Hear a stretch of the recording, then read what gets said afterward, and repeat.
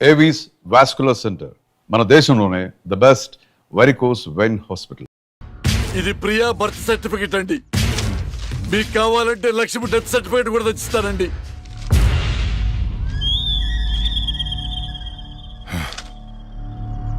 ఎక్కడో కొడుతుందిరా. ఒకసారి ప్రియన్ పిలు. ఇంట్లో లేదండి. ఎక్కడికి వెళ్ళింది తెలియదండి.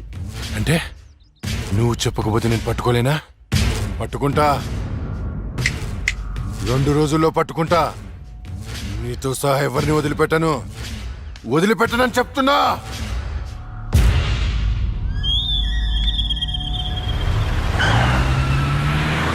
తులసి,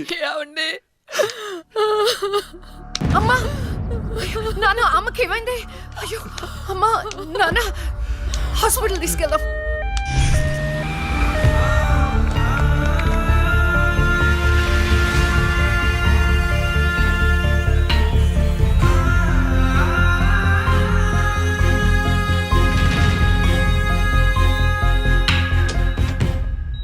సిస్టర్, పేషెంట్ కి ఓ పాజిటివ్ బ్లడ్ కావాలి మేడం. నాది అదే blood group.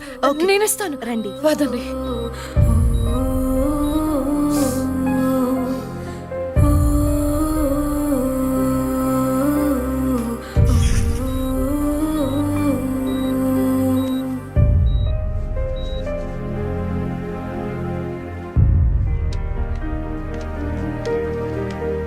Lakshmi, nothing to worry. They're absolutely fine. అత్త, థ్యాంక్ యూ సో మచ్. మనకి లక్ష్మి ఒక్కతే కదండి అమ్మాయి. వాడికి లేని ప్రియా గురించి చెప్పారు, సర్టిఫికెట్ కూడా చూపించారు. అసలు మనకు 2 అమ్మాయి లేదు కదండి. వాళ్ళ నుండి లక్ష్మిని కాపాడడానికి అబద్ధం చెప్పాను. లేని ప్రియను సృష్టించాను. వాడు రాక్షసుడండి. ఇప్పుడు నిజం తెలిసి మన లక్ష్మిని చంపేస్తే ఎన్నిసార్లు చంపుతాడమ్మా వాడు అక్కని? ఎన్నిసార్లు? అక్కేంటండి, ఇది మన లక్ష్మే కదా. అదే నాకు అర్థం కావటం లేదు. అక్కని చంపినోడిని ఎవరిని వదిలిపెట్టరు. అక్కేంటండి, ఇది మన లక్ష్మే కదా. కాదు, మీ చిన్న కూతుర్ని. చిన్న కూతురు ఏంటమ్మా? నువ్వు మా లక్ష్మిలాగా వచ్చి మమ్మల్ని ఎందుకు మోసం చేస్తున్నావు? అయ్యో, నేను మోసం చేయట్లేదు నాన్న. అక్కని అన్యాయంగా చంపిన వాళ్ళకి శిక్ష వేసి న్యాయం చేస్తున్నాను. అంటే వాళ్ళిద్దరూ చెప్పింది కూడా నువ్వేనన్నమాట. అసలు లక్ష్మితో నీకేంటి సంబంధం? నీకు మాకు ఏమిటి సంబంధం? నాన్న, నేను లక్ష్మి చెల్లెల్ని, మీ చిన్న కూతుర్ని. చిన్న కూతురు ఏంటమ్మా? మాకున్నది ఒకటే కూతురు. కాదమ్మా, ఇద్దరు. ఒరే నాయనా, అది లక్ష్మీ బాంబురా. సీమ టపాకా ఇలా కాల్చకూడదు, ఇలా కాల్చాలి, ఇలా కాల్చాలి. నువ్వు బాంబులు కాల్చే ప్రయత్నంలో కాల్చుకోకూడని చోట కాల్చుకున్నావు అనుకో, ప్రాబ్లం పెద్దదైపోద్ది. సీమలో నాటు బాంబులేసిన చేతులివి. ఆఫ్టర్ ఆల్ లక్ష్మీ బాంబు కాల్చలేనా? ఇతను సేవ నుంచి ఎందుకు వచ్చాడంట? పారిపోయి వచ్చావా? సీమ నుంచి పారిపోయి వచ్చావా? అమ్మా, తులసి, తులసి, ఏమైందండి? దేవుడా, మావిడికి ఏం కాకుండా చూడు.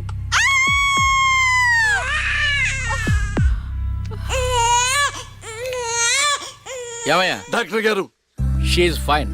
తనకి ఏం కాలేదు. చాలా థాంక్స్ డాక్టర్ గారండి. కానీ నీకు ఆడపిల్ల పుట్టిందయ్యా. ఆడపిల్ల అయితే ఏంటండి? మా ఇంట్లో మహాలక్ష్మి పుట్టింది.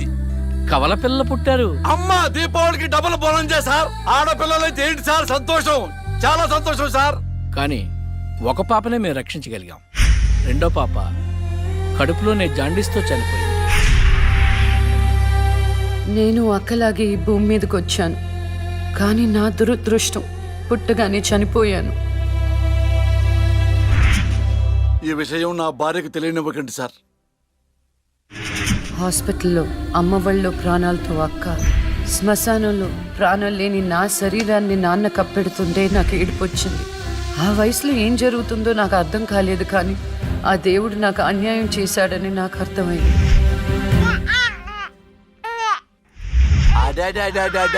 ఎంత బాగున్నావమ్మా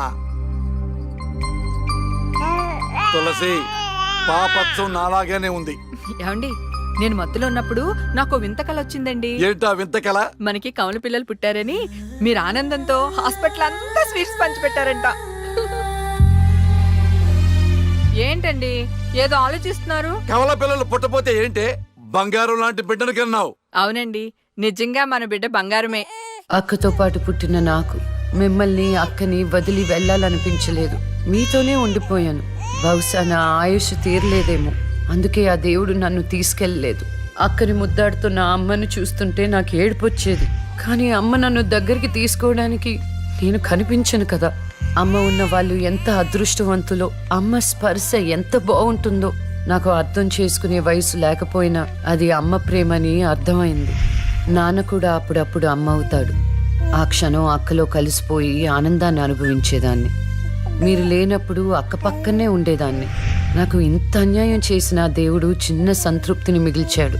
ఎందుకంటే నేను అక్కకి కనిపిస్తాను కాబట్టి. అమ్మా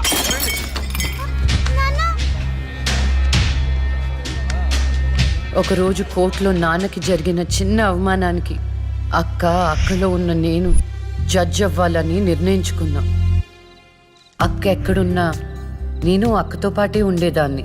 నేను తనకి కనిపిస్తానన్న విషయం అమ్మా నాన్నలతో చెప్పకూడదని ఇద్దరం ప్రామిస్ చేసుకున్నాం. ఎందుకంటే నన్ను పంపించేస్తారేమోనన్న భయం.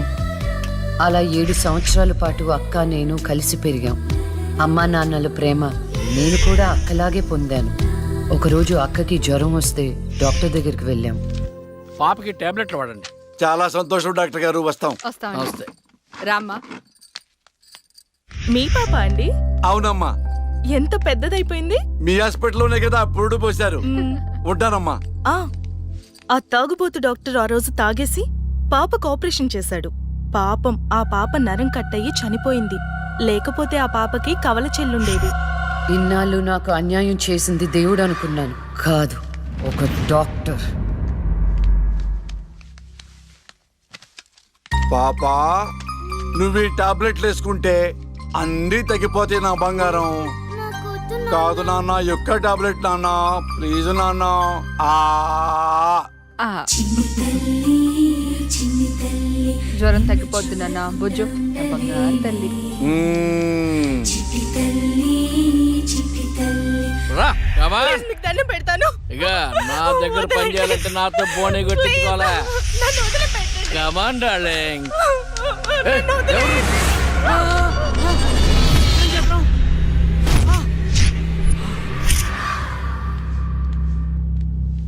పాపా, పాపా, తులసి, ఆ, పాప ఎక్కడ? అదే అర్థం కావట్లేదండి. ఎక్కడికి వెళ్ళింది?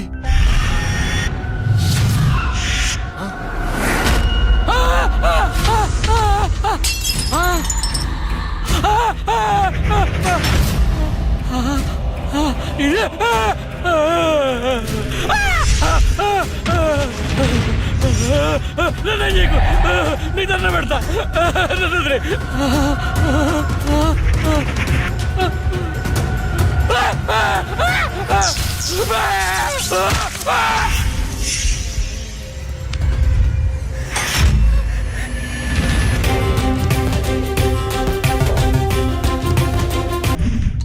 గురువు గారండి, మా అమ్మాయి లా పాస్ అయిందండి. ఇక నుండి మా అమ్మాయి పేరు లక్ష్మి కాదండి, లాయర్ లక్ష్మి. వావ్ పర్వాలేదా? కోర్టు ముందు టీ అమ్ముతూనే కూతుర్ని లాయర్ని చేశావు. Very good. ఇంతగా అమ్మాయి ఎక్కడా? లక్ష్మి,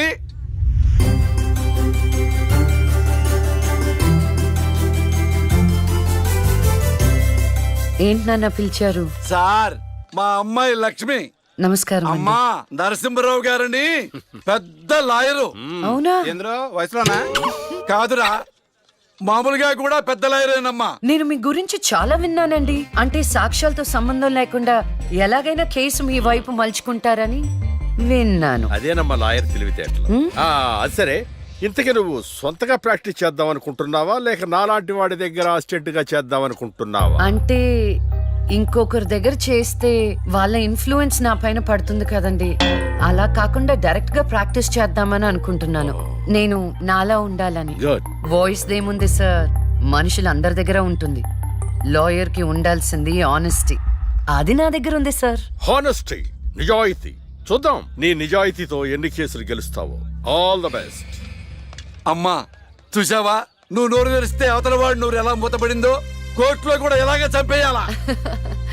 నాన్న నాకు మంచి చాయ్ పెట్టి ఏయ్, నా బంగారు తల్లికి మంచి ఛాయ్ రెడీ చేయరా. మా అమ్మాయి లాయర్ అయిందండి, శుభం. తన పేరుతో అర్చన చేయించండి. అలాగేనమ్మా. శుక్లాం భరధరం విష్ణుం శశివర్ణం చతుర్భుజం ప్రసన్నవదనం ధ్యాయేత్ సర్వ విఘ్నోపశాంతయే ఇష్టకామ్యార్థ ఫల సిద్ధిరస్తు.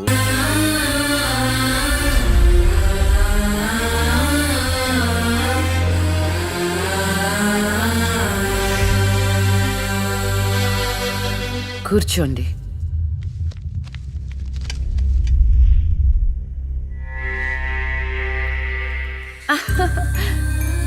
All the best. Proceed.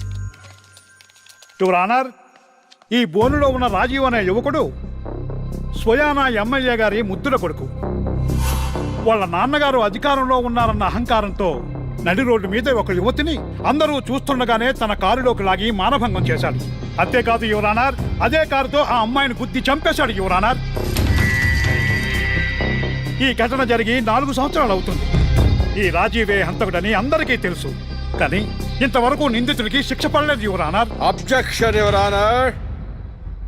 Objection sustained. Thank you. ఈ పేపర్లో టీవీల్లో వచ్చిన వార్తల ఆధారంగా శిక్షిస్తూ పోతే జైళ్లు నిండేవి యువర్ ఆనర్. ఈయన క్లయింట్ ఎమ్మెల్యే గారి కొడుకు అవటం వలన అతన్ని రాజకీయంగా దెబ్బ కొట్టాలనే ఉద్దేశంతో ఈ ప్రతిపక్షాలన్నీ ఏకమై ఈ ఛానళ్ల వాళ్ళతో కలిసి పనిన కుట్ర మాత్రమే ఇది. ఈ రాజీవ్కి చనిపోయిన అమ్మాయికి ఎలాంటి సంబంధమూ లేదని తమరికి విన్నవించుకుంటూ అతన్ని నిర్దోషిగా భావిస్తారని ఆశిస్తున్నారు. That's all your honour. Objection your honour. ఇలాంటి వాళ్ళకి శిక్ష పడకపోతే ఎంతో మంది అమ్మాయిలు బలైపోతూనే ఉంటారు. నేను ఇదివరకు ఎన్నో సాక్ష్యాలను కోర్టులో ప్రవేశపెట్టడం జరిగింది యువర్ ఆనర్. దయచేసి మానవతా దృక్పథంతో ఆలోచించి జడ్జిమెంట్ ఇవ్వండి.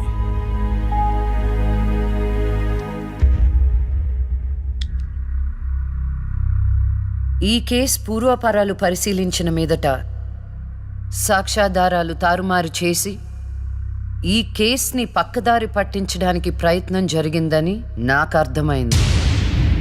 సాక్ష్యం లేకపోవచ్చు, కానీ కారణం లేకుండా ఏ ఆడపిల్ల తల్లిదండ్రులు మా అమ్మాయిని మానభంగం చేశారు, చంపేశారు అని కోర్టు మెట్లు ఎక్కరు. కానీ ఈ తల్లిదండ్రులు 4 సంవత్సరాలుగా కోర్టు మెట్లు ఎక్కుతూనే ఉన్నారు.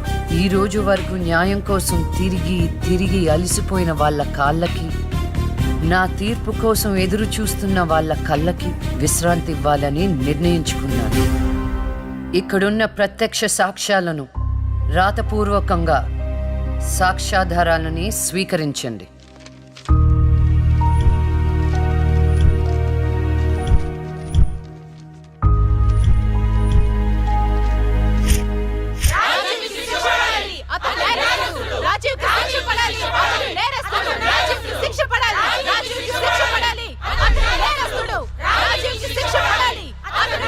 Order, order, order.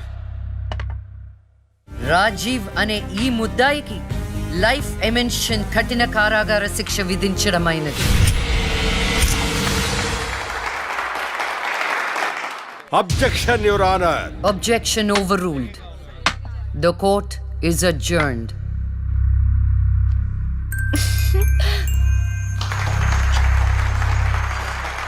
ఏమే, కొత్తగా వచ్చింది అంటే ఏ సీమ టపాకాయో సిసింద్రియో అనుకున్నాం.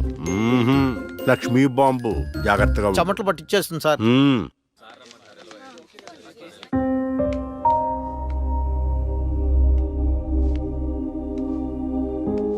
హలో హలో, అందరూ ఒకే దగ్గర ఉన్నారు. ఏంటి స్పెషల్? చేపల పులుసు మేడం. ఓహో, తినండి తినండి. మీ అందరికీ ఒక విషయం చెప్పేద్దామని వచ్చాను. ఇక మీదట దొంగ సాక్ష్యాల్ని ఎంకరేజ్ చేయకూడదు. న్యాయంగానే వాదించాలి. ఏమిటి మేడం, ఏం మాట్లాడుతున్నారు? ఇంకెలా మాట్లాడమంటారండి? కోర్టుని కూరగాయల మార్కెట్లా తయారు చేశారు. స్టేషనరీ నుండి సాక్ష్యాల వరకు ప్రతిదీ అమ్మకమే. మర్డర్ కేసుకో రేటు, దొమ్మి కేసుకో రేటు, రేప్ కేసుకో రేటు. చిచి, చెప్పుకుంటేనే సిగ్గుచేటు. సంపాదించుకుంది చాలు. ఇక అన్నీ మారాలి, అన్నీ మారతాయి. ఇక నుండి దొంగ సాక్ష్యాలు చెప్పేవాళ్ళు కోర్టు సరౌండింగ్స్ లో కూడా కనిపించడానికి వీల్లేదు. ఎవడైనా కక్కుర్తిపడి డబ్బు కోసం దొంగ సాక్ష్యాలతో కేసుని గెలిపించుకోవాలని చూస్తే వాళ్ళని కూడా నేరస్తుల బోన్లో నిలబెడతా, శిక్షలో షేరింగ్ ఇప్పిస్తా. ఇక నుంచి న్యాయం గెలవాలి, న్యాయమే గెలవాలి, న్యాయమే గెలవాలి, న్యాయమే గెలవాలి, న్యాయమే గెలవాలి. ప్రశాంతంగా ఉన్న అక్క జీవితంలో ఒకరోజు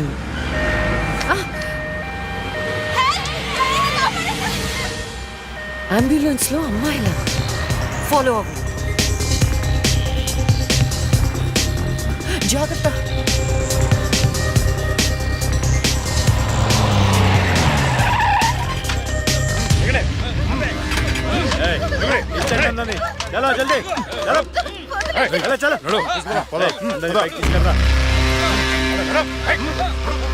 అంతా ఓకే అన్నా తీసుకొచ్చా అందరినీ. ఏం ప్రాబ్లం రాలేదు కదా? అంబులెన్స్ లో అమ్మాయిలు ఉంటారని ఎవరు గెస్ట్ చేస్తారన్నా? ఏయ్, వీళ్ళందరినీ ట్రక్ లో ఎక్కించండి. ఆ దుబాయ్ షేక్ గాడు ఒక్కడే ఫోన్లు. అసలు అది సార్ ప్లీజ్ సార్ దండం పెట్టండి Wait. ప్లీజ్. అరవకో. ఏంటే నువ్వు అరిస్తే రిప్లై ఇచ్చేవాడు ఇవ్వలేడు. ఇది నా ఏరియా. రేయ్, తీసుకెళ్ళండి రా అందరినీ. తీసుకెళ్ళండి తొందరగా. పోవే. Stop it!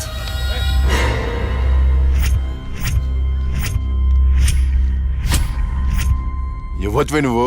అది తర్వాత. హాస్పిటల్ కి వెళ్లాల్సిన బండి ఇక్కడికి వచ్చిందేంటి? ఏంటి పాప క్లారిఫికేషన్ కావాలంట? రేయ్, ఇచ్చేయండి రా. అమ్మాయే కదా అని అలుసుగా చూస్తున్నారేమో. లక్ష్మి, జస్టిస్ లక్ష్మి ఆవేశపడి అటాక్ ను చేశారో ఆక్సిజన్ ఆగిపోద్ది. Arrest him.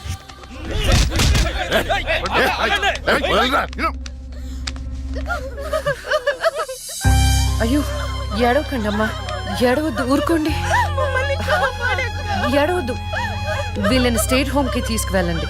వీళ్ళ పేరెంట్స్ ఎవరో కనుక్కొని వాళ్ళకి అప్పచెప్పండి. నిన్న స్వామీజీ దగ్గరికి వెళ్తే నా టైం బాగుందన్నాడు.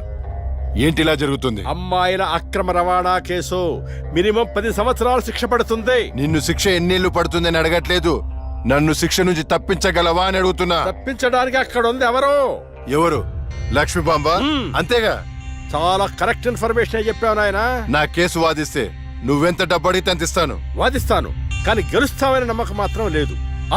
కానీ నువ్వు గెలవాలి. నువ్వు గెలవాలి అంటే లక్ష్మి నీకు ఫేవర్ గా జడ్జిమెంట్ చెప్పాలి. ఇదే నేను నీకు ఇచ్చే సిన్సియర్ సజెషన్. వస్తా ఏమయ్యా, వస్తా.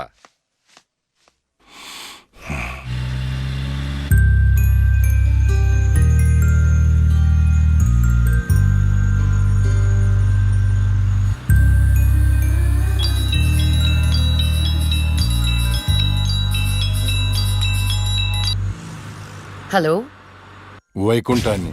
నా కేసు విషయంలో పోలీసు నుండి లాయర్ల వరకు అందరూ నా చేతుల్లో లేదు, నా చేతుల్లో లేదని చేతులు ఎత్తేస్తున్నారు. కారణం నువ్వంటే భయం. ఆ భయాన్ని కోరేట్ ఫిక్స్ చేశాను.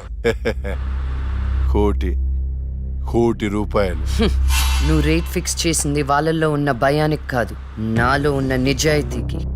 నువ్వు కోటి పక్కన ఎన్ని సున్నాలు పెట్టినా దాన్ని కొనలేవు. ఏ జడ్జి, ఏయ్, ఏంటే నీ పొగరు? డబ్బుంటే ఏదైనా కొనొచ్చనే నీ మైండ్ సెట్ క్యాన్సర్ కంటే డేంజర్. దానికి ఆల్రెడీ ట్రీట్మెంట్ స్టార్ట్ చేశా. ఏంటి నువ్వు చేసేది? కొన్నాళ్ల పాటు జనాల మధ్య తిరగకుండా ఊసలు లెక్క పెడుతూ చిప్పకూడు తింటే ఆటోమేటిక్ గా సెట్ అవుతావు. నిజంగానే ఇది లక్ష్మీ బాంబు. అక్క, నువ్వు సూపర్. నిజమా? వాడిని బెదర్ కొట్టేశావు. హై ఫై.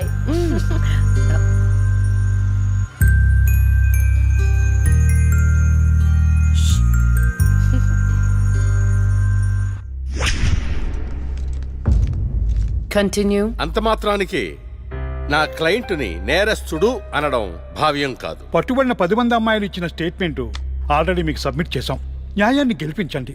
సాక్ష్యాధారాలన్నీ పరిశీలించిన మీదట వైకుంఠం అనబడే ఈ ముద్దాయికి ఐపీసీ 302 సెక్షన్ ప్రకారం 7 సంవత్సరాల కఠిన కారాగార శిక్ష విధించడమైనది.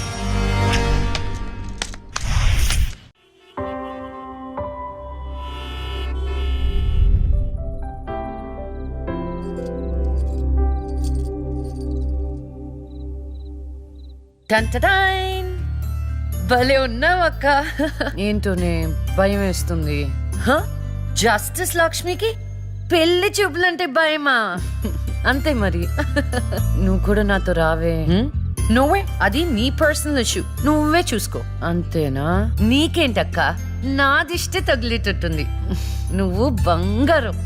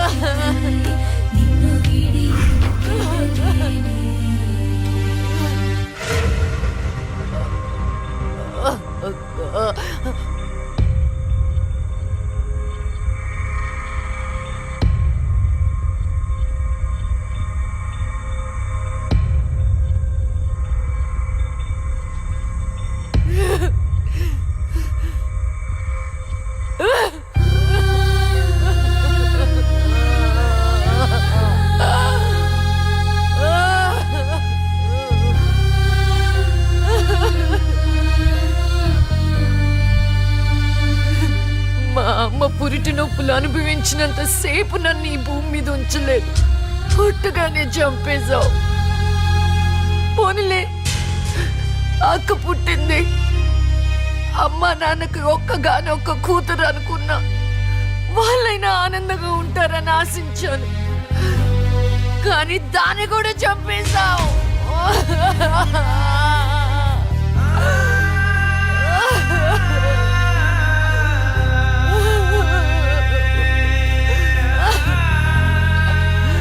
అసలు వాళ్ళు చేసిన తప్పేంటి? అమ్మ రోజు నీకు పూజలు చేస్తూ ఉపవాసాలు ఉండటమా?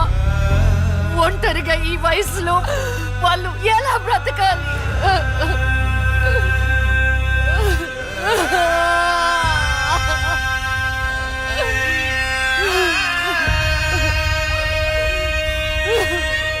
అక్కకి జరిగిన అన్యాయం చూసి తట్టుకోలేకపోయాను. పాపం ఆ దేవుడు కూడా చలించిపోయాడేమో. చిన్న వరం ఇచ్చాడు. అప్పుడప్పుడు అక్క శరీరంలోకి వెళ్ళే నేను శాశ్వతంగా తన శరీరంలో ఉండిపోయాను.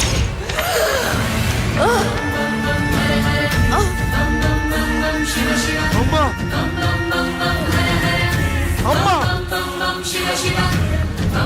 అమ్మా లక్ష్మి, నువ్వు బతుకున్నావా? అమ్మా, నా తల్లి బతుకుందా?